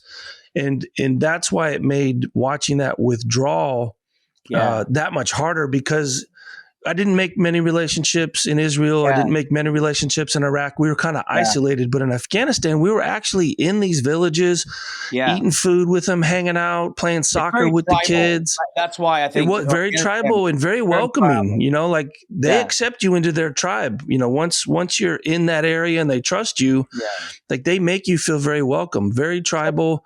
very like the time has forgotten those people. They really live like thousands of years ago. But Iraqis, they'll fight you every year. They don't take day off. There's no season. Yeah, there was the whole time I was there, it was on. There was nothing to stop. Iraq was like all year long, all day long. And it was busy. Iraq was busy. Iraq is what I thought it would be. I don't know if you heard the interview that Joe Rogan did with Tim Kennedy. Yeah, that was wild. Recently. Yes, I did. Yeah, I did. Yep. Incredible interview. Yeah. I mean, extremely emotional too, talking about babies tossed over razor wire and all this. That's crazy. Oh my God. See the difference between Afghanistan and Iraq are a huge difference. You have to see that Clark would agree that the same thing happened in Iraq. You know, in 2014, when the U.S. troops pulled out of Iraq, what happened in Iraq? ISIS took 30% of Iraq. Here is the difference. The difference today, Iraqis were able to it took them 3 years. The Iraqis fell after 2013 when ISIS started storming in. They were about 30 kilometers outside of Baghdad. They were actually just as close to Rhode Irish, ISIS. But what happened was because Iraq was not tribal, Iraq was kind of like random. There's Christian, Muslims, Yazidis. There's all kind of shit going on in Iraq, all kind of backgrounds. The Iraqis were able to regroup and push ISIS out, right? And that's the difference, is that I think the culture played a huge difference. Like Afghanistan, yes, they freaked out. Yes, they ran away, right? Like in Iraq, same thing happened, but it only happened in Mosul, right? It happened in Mosul, and it happens in areas where people don't own guns, right? Like it's very interesting when you actually compare between like Afghanistan and Iraq, how they stormed through Afghanistan. I mean, the Taliban literally just drove around and took Afghanistan back. They didn't put much effort. And there was like a deal prior, right? But in Iraq, they didn't do that, man. I mean, they did lose 3 divisions in the fight, but then they came back. They had like 12 other divisions. Yeah. They regrouped and they figured out a way, because it wasn't about religion. It wasn't about like Sunni or Shia. These are people who are coming to take us over. Do we want to go under them, or do we want to go back just to being discriminant with each other? So they just went out and they started liberating. Yeah, a lot of people don't realize in America like what the difference is. Iraqis, they have a sense of nationality, a sense of, you know what I mean? In Afghanistan, like Hamidi said, they're tribal. They don't see themselves as members of the nation of Afghanistan. They see themselves as being from Panjshir Valley or Kandahar. They're very, very tribal. And I think when it fell, a lot of those dudes bailed to go back to their tribe, to their villages, to protect their families. And so in Iraq, they have a sense of nationalism. That's why they were able to regroup and then push ISIS out. Whereas Afghanistan, they don't think of themselves as members of the nation of Afghanistan. I mean, they just, it's a different concept over there for sure. I mean, I still to this day laugh, about like and this sense of nationality in Iraq, actually, in the Americans made this even better for us. Right. Because, so a good analogy might be like the Native Americans. They don't think of themselves as Americans. They think of themselves as Cherokee or Iroquois. Exactly. So correct. So in Iraq, when I joined the Iraqi military in 2003, the MPRI contractors, the American contractors who trained the 1st Division, but every platoon mixed it up from 4 different sides of the country, which means people from different backgrounds, different religions. It was my first time in 2003. I saw Yazidis. Yazidis are not Muslims. They're ancient religion. They're not Muslims. They're not Christian. They got their own thing in the northern Iraq. It was my first time in my life I saw Shebek, which I don't know what these guys were. And they put all these guys together. Believe it or not, when I fought in Haifa Street, I had about 14 Kurdish guys in my platoon that didn't speak Arabic. Wow. I was fighting an enemy in 2004, the most strongest enemy. I had about 14 guys that don't speak Arabic in one platoon. And I got one guy, which Jalil, who ran away from Psych Ward. And I got, that story, you're going to love it, man, Jalil. So I had Jalil ran away from Psych Ward. I got the druggy guy from the South who was like, big time druggy. I got the alcoholic guy, and I got the 14 other guys that didn't speak Arabic. even when we screamed to one another, the enemy was fucking confused. They heard like 4 different languages as we were attacking them and fighting them. And they were just like, what the fuck is this, right? Like, these are not Americans. They're not speaking English. And there's all kind of languages going around. And, you know, you had the first scab was a lot of Mexicans. And it was just, we're just going at it, baby. And everybody. And really, that's how it was, man. And that's what saved Iraq, is that we all got to know each other in the military. And we're all kind of like, look, man, this is your family and my family is about to get fucked up. So what do you want to do? Yeah. And they just went at it and they fought together and they pushed through ISIS together. And that really that's the missing piece in Afghanistan. But I can't say Afghanistan is going to be like this to the rest of the time, because look at Iraq. This is a new generation that grew up in Iraq around the American soldiers. They don't give a fuck. They're scared of nobody. Right. They went and fought, right? They went and put their fingers on ISIS' face. Give Afghanistan time. This new generation who was around Clark at that time in 2005, 2006 are kind of growing up now, right? Mm-hmm. They might not want to bend over to the Taliban, man, and happen in Iraq. The Iraqis didn't want to bend over to Iran and told them, go take a hike. I don't care. So you never know. Afghanistan and the Taliban, no matter how hard they will implement their ideology, they may have some little fuck that'll come out and says, you know what? I love fucking Metallica. Get the fuck out of here. Yeah. And that they're just going to say, this is what I like. This is what I learned. I want you out of here. And that's what Iraqis, you know, did, man. They told them, like, the West is evil. And they're like, get the fuck out of here. But I watched Americans growing up. Right? They're not evil. They were cool. So maybe you know the answer to this between you and Clark. Maybe you don't. Yeah. But I think the last image that most Americans saw of Afghanistan was the airplanes taking off with the people hanging off the airplanes and all this.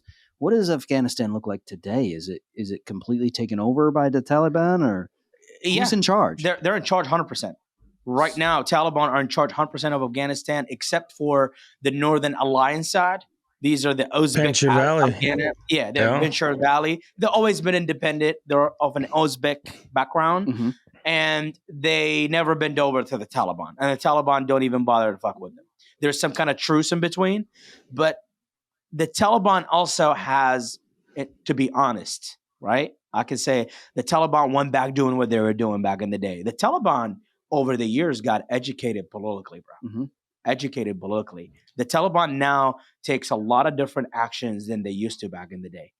Because the Taliban pretty much is like a business. If you get deep into counterterrorism and Islam and religion, the Taliban, in the end of the day, is really not just an Islamic movement. It's more of a business, bro.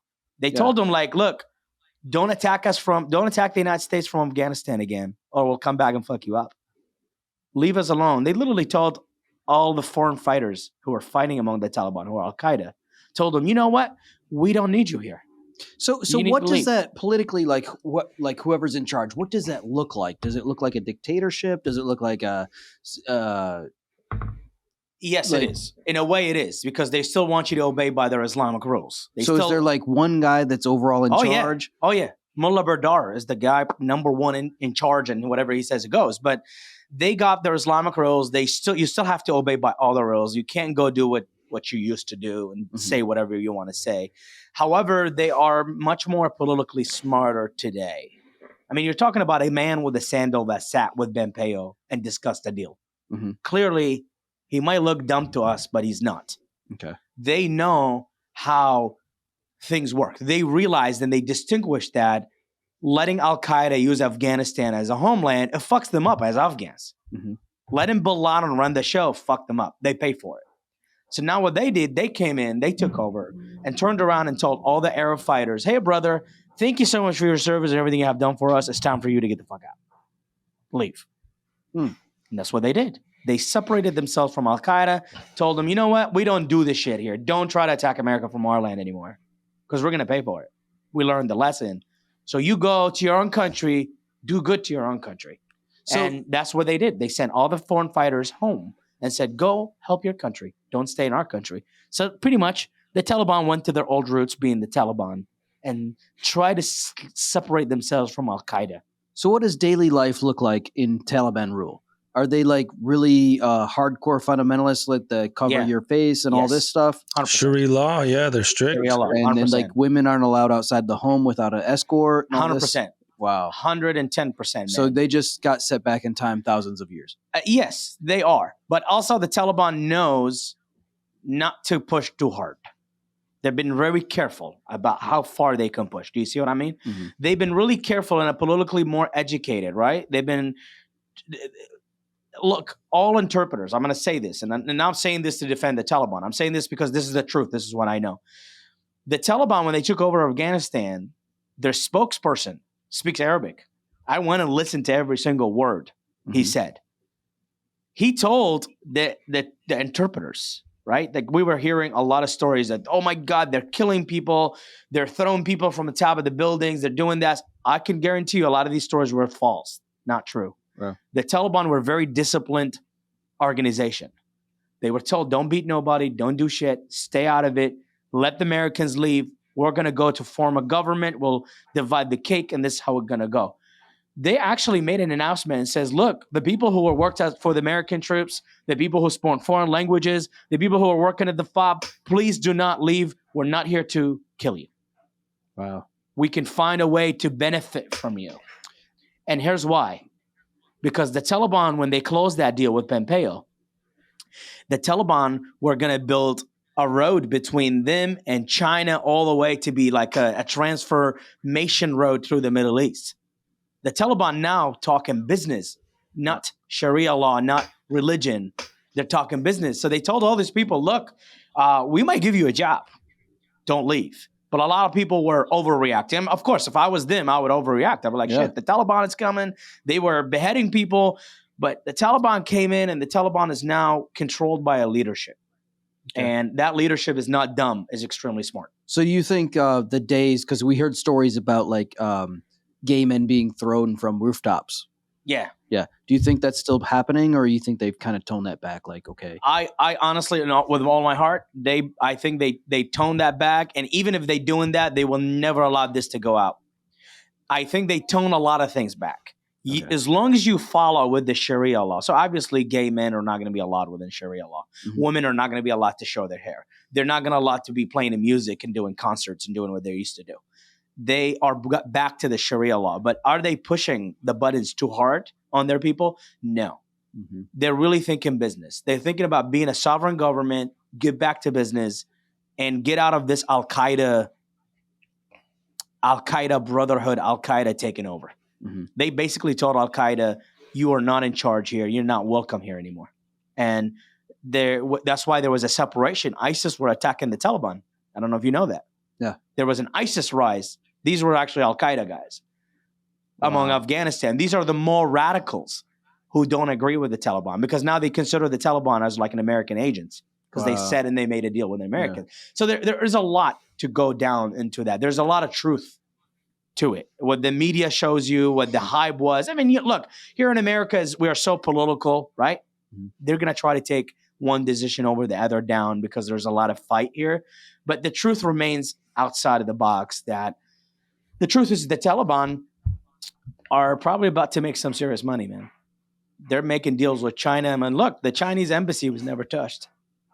The Chinese embassy was like the first people to congratulate the Taliban on their takeover. They're going to business. And that's what the Taliban are into. And the Talibans are going to be making tons of money. And that's why they were ordered not to hurt any American. And the suicide bomber that attacked was from the ISIS side. Oh, wow. Yeah. So that's why it's a separation of politics in Afghanistan. And the crazy part is you can sit on the table and talk to the Taliban, but you cannot sit on the table and talk to Al-Qaeda. They will always be there about killing you. That's their number one goal. So, who knows? There could be a rise up of Al-Qaeda later on. There could be a rise up of just a bunch of young Afghans that don't want to put up with this shit.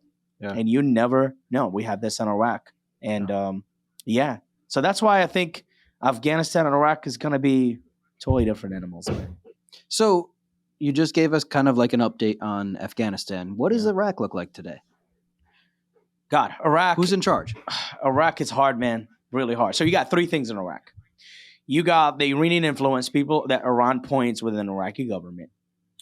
You got Muqtada al-Sadr, which is the Mahdi militia, who's pretty much not on the Iranian side and not on the Iraqi people's side at the same time. They're like their own militias. 4 million motherfuckers that worship the shit out of Muqtada Sadr.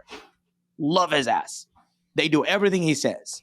Last Friday, he told them, I need 4 million of you to come pray with me. 4 million of them fucking showed up. Crazy. Wow. These people are nuts, bro. They're not educated. They believe this guy is God. He's actually trying to beat them. He goes out there and insult the shit out of them, right? Because they stop believing he's God. He's like the prophet or he's some imam shit. And he insults the shit out of them. Actually, if you understands Arabic,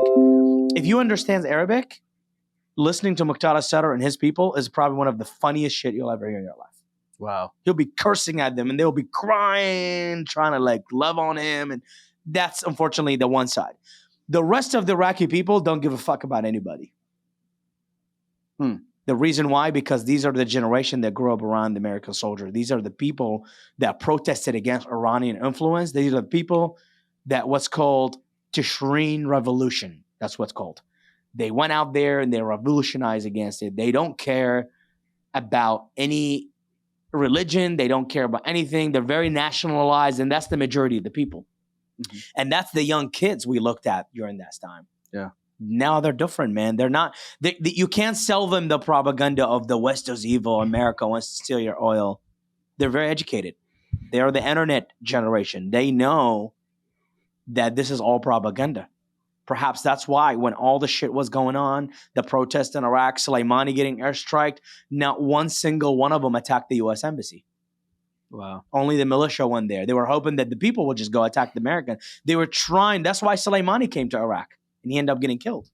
Yeah. He came to Iraq to find a solution how to deal psychologically with people because people were not buying the bullshit anymore. Wow. And that's why, and I call it the effect of the American soldier.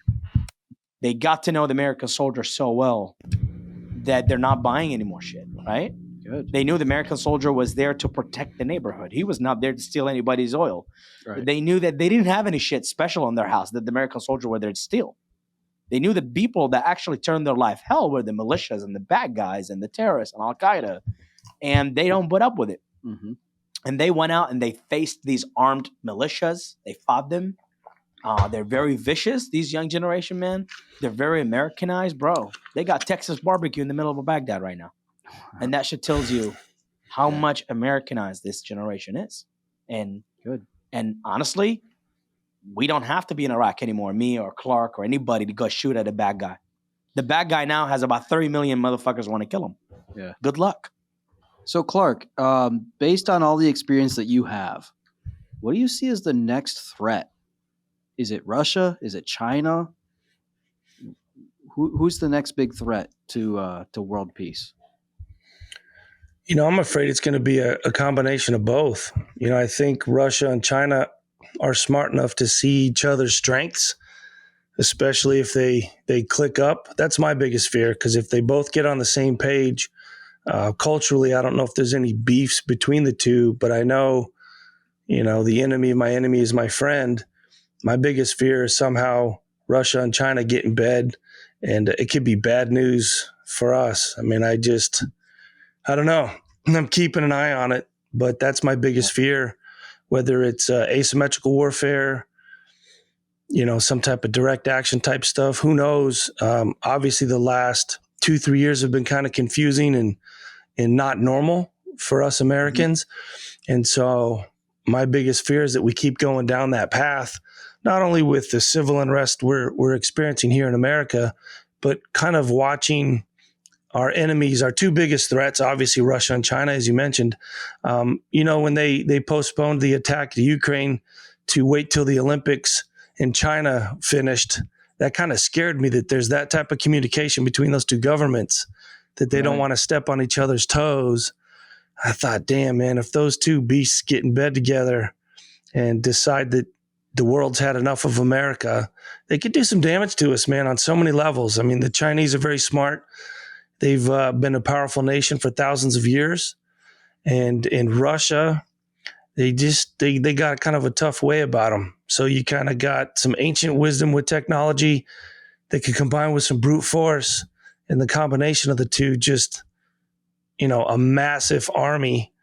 Who knows what could happen? That's my biggest fear, is that we get some hybrid situation out of it. And I don't know. We're not at our best as a nation either. And that's our kids' war. That is going to be our kids' war, man. Definitely. Yeah, and are we raising a tough generation of Americans? I don't know.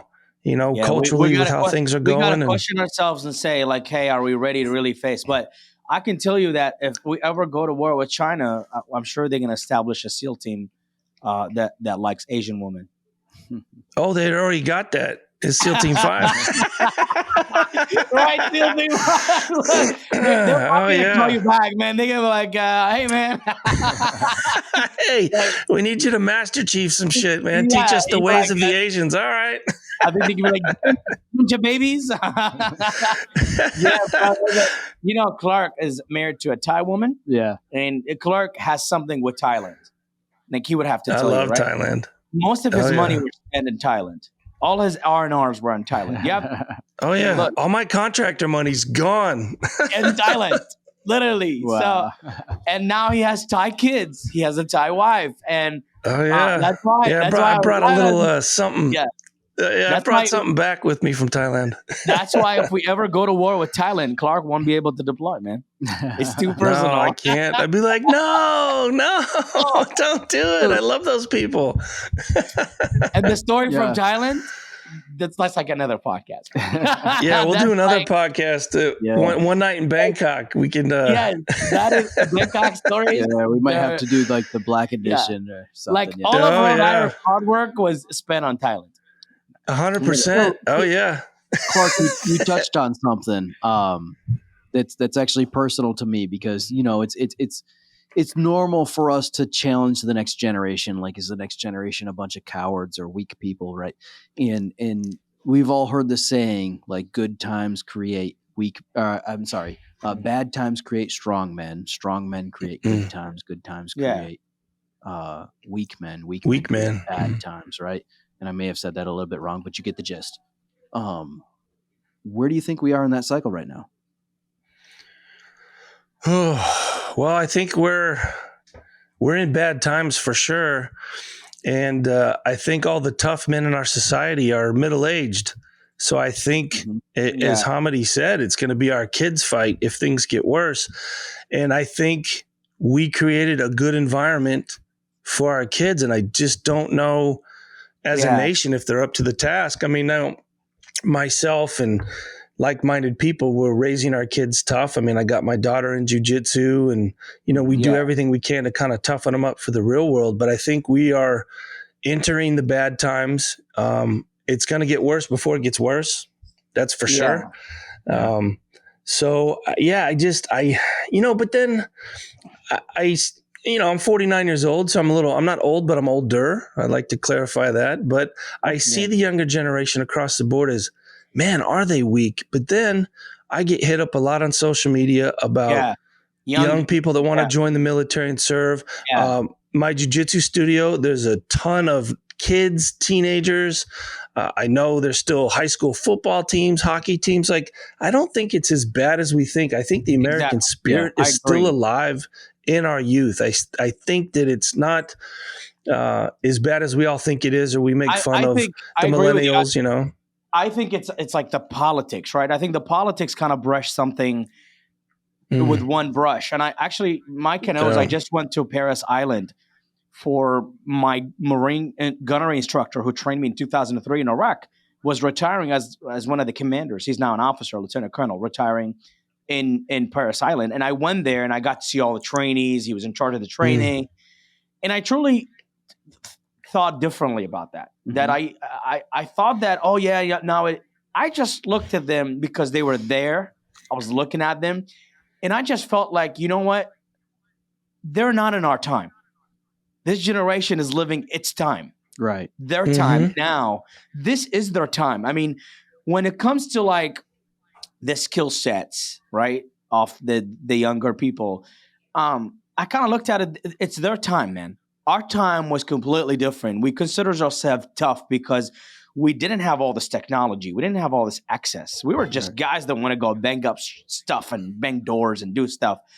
When I saw some of the skills some of these young Marines have, like in technology and how smart some of them are, how well they were doing things, I felt, look, in a team environment, they were communicating. They were really doing well. And I just looked at it, I said, you know what? truly, this isn't my time. Yeah. I mean, the Marines that I served with and I fought with, that was their time. Mm-hmm. This is where they belong. So I can never come and look down at the young Marines and say, hey, they're really not as tough as the old. Some of these Marines I fought with in the first Fallujah battle in 2004, never seen combat. They were in during the 90s. There was nothing going on for the Marine Corps. And then all of a sudden they found themselves in the middle of this shit, right? So you just never know what could come for them. I think that it's natural for every generation to think the next generation is a little bit softer. I agree with that. Right. And to be honest, like our children are very, very comfortable. Yeah. They have better lives than we did. And that's the way it should be. Yeah. Every generation should leave the next generation better off. Yeah. However, the American resolve and the American spirit that we've instilled in our children, I have to believe that if we do get challenged by the next bad guy, whether it be Russia, China, or a combination of the both, I believe that if they do come at us, they'll awaken a sleeping giant. Yeah, I mean, definitely. I mean, really, look at Clark would tell you, look at the SEAL teams in every Navy SEAL. Not every Navy SEAL, they're really the same person. Mm-hmm. You know what I mean? Like, I've met SEALs over the years. Some SEALs are cool as shit because where they come from, right? They grew up in Colorado, they grew up in New York City, they grew up and some SEALs come from like their parents were legends in the team and they come in and then you see they're extremely stiff, right? You go sit with a Clark, you'll laugh your ass off. You'll have fun. So just really every person is different. And the environment they come from is extremely different. You're going to have these boys that comes from Oklahoma and Texas and they been shooting guns and training and doing all this crazy stuff. You're going to be tough guys. You know what I mean? You're going to have the guys that are going to come out of California where surfing and having fun and smiling and joking around. And I think truly when this generation we're talking about, we're judging based on civilians, right? We're judging based on young kids, how they thinking. When it comes to the military, man, anybody comes through this machine, right? It will toughen up somewhere. I think so, right? Like even the photographer that was taking the picture of the retirement party, who was a young Marine corporal, you look at him like, yeah, they tough up, man. They come up, they go through this training. They're still nerds, but they're tough. Yeah. I can never take that away from them. I can never say, oh, they're not going to make it in Fallujah, Maybe I'll make them there in Fallujah. Maybe she'll sell them an app, right? We don't have to go to a war, right? Hey, that's a good point, though. I mean, you had a whole generation of guys that didn't fight, and then they end up going to Iraq and having to fight, and they did good. You know what I mean? So this generation, and maybe they'll fight smarter, not harder, with all their technologies and be more effective in the battle space. It is, and that's the thing. That's how it was, right? Majority of the Marines I served with have not seen at all any actions. Most of them been in like 1993, 94.